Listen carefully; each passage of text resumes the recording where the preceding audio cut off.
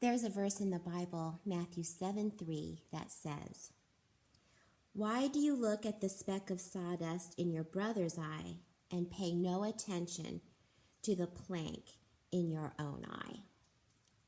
I don't know what kind of a plank I have going on, but I definitely have a situation.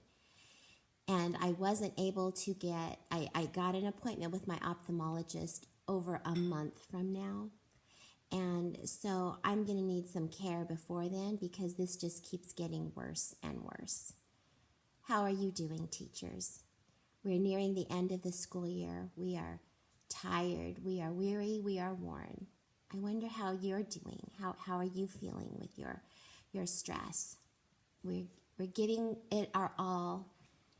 And I want to remind you to take care of yourself. We take care of all of our tribe in our classrooms, and their needs are great.